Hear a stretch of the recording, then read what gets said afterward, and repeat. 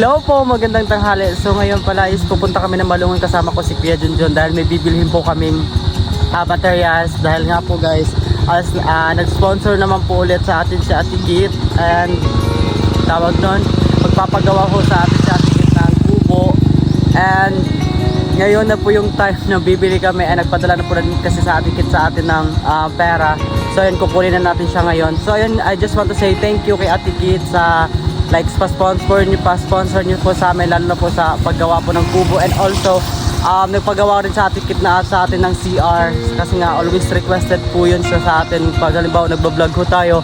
And tinatanong ho nila palagi sa amin kung saan na po ba, bakit wala pa po kaming CR, bakit hindi pa nagpagawa. So yun po yung dahilan kasi guys, hindi pa talaga ako nagpagawa.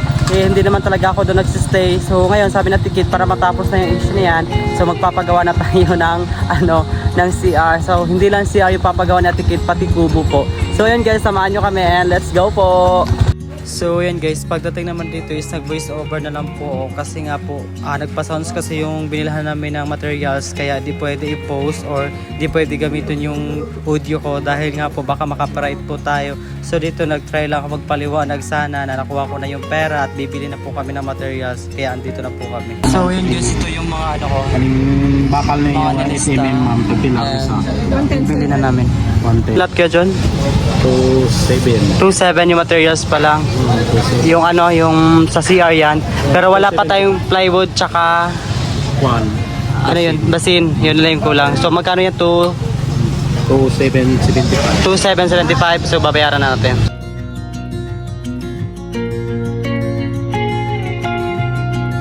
Yung po guys, bali yung nagamit na namin pera or spend ko na is almost 5,000 na rin. And continue pa rin, may bibili pa ako ng, anong tawag nun? Basin or bowl, right? Toilet. Ayun, toilet bowl. So ngayon, bibili kami and tine-check pa namin ito kung magkano talaga yung presyo nila. And ayun, bibili muna kami. So bali ito po yun. Okay man. Okay. Magkano to? Kami kasalanan. 680. So ito yung napili namin guys. Ayan. So wala na tayo paliton? Ha? Oh, di tres. Wala na lang paliton. Goods na ni, bayaran na ako ni. Okay, guys, magbabayad na tayo. Ayun guys, kukunin na namin here yung mga binili namin materials. Ayan. Yeah, basta mabasag ya ha.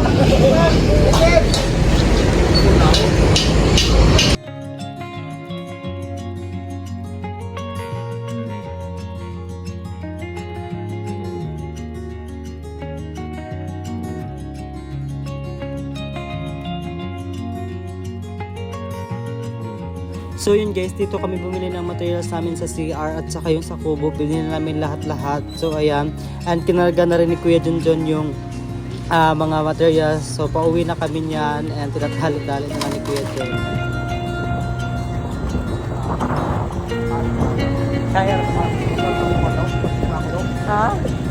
So ayan guys, pauwi na kami ni Kuya Jun. So ganito lang yung position ko sa pagsakay. Dahil mabigat po yung dito na side kaysa dito. So yung ginawa namin, umupuno na ako ng pagato para mas mabigat dito, para pantay lang muna. Diba? Ano kaya?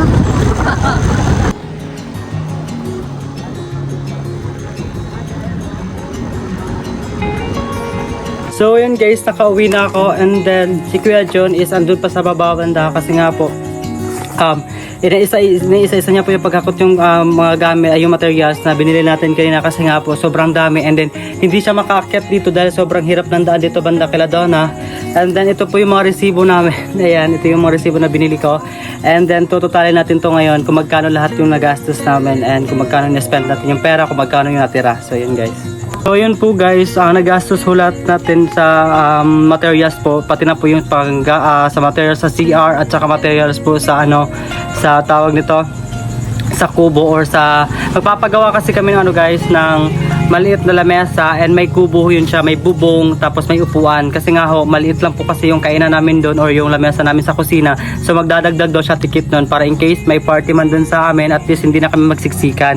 So bali yung nagastos ko lahat na yun, isinama ko na lahat is I mean sa materials lang to guys 6,980. Ito po yung mga materials na binili natin lahat yun sa materials. And then Sa yung natira nating pera is 14,520. So yung 14,520 ibabawas po natin dun yung tracking kay Kuya John kasi siya po yung naghakot, and then bayad ho sa kawayan na sa bamboo po na puputulin o kukunin, and then sa kahoy din po na kukunin. And yung iba ho nito, tawag nun, kung may matira po dito is i-ask din na po natin yung sponsor natin kung ano pa po yung tawag nun, ipabili or ipagawa, kasi nga ho yung pera na to is hindi naman sa atin, so hindi tayo pwede tawag nun, tayo yung mag-handle sa pera, so need natin i-ask yung sponsor halimbawa kung may matira ho dito. So yun po.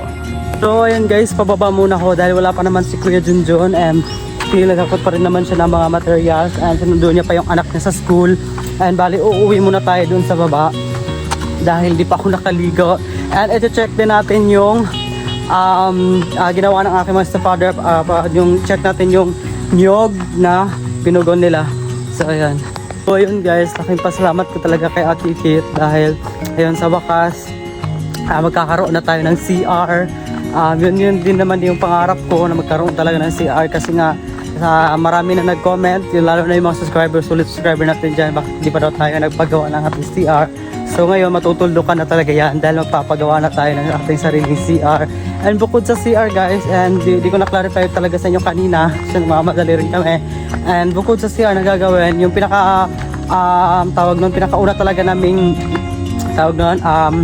plan is yung paggawa ng lamesa at saka maliit na kubo, or yun, yung lamesa may upuan, kasi nga ho, di ba, yung ano natin, yung kainan natin doon sa kubo or doon sa bahay natin, maliit. So pag halimbawa marami kami, hindi kami kasya, so ang suggestion ni ate magpagawa ulit ng ganon para in case pag marami tayo, at least hindi na tayo magsisiksikan.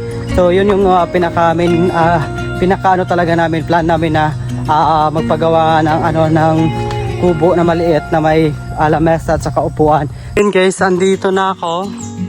Ayan.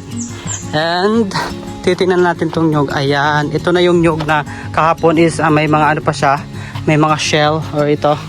Ayan, so ngayon ganyan na siya. So maybe tomorrow mabebenta na to nila. Ayan, pinugon na ng stepfather ko kasi wala sila dito. Naghanap siguro sila ng kahoy, kaya ayan.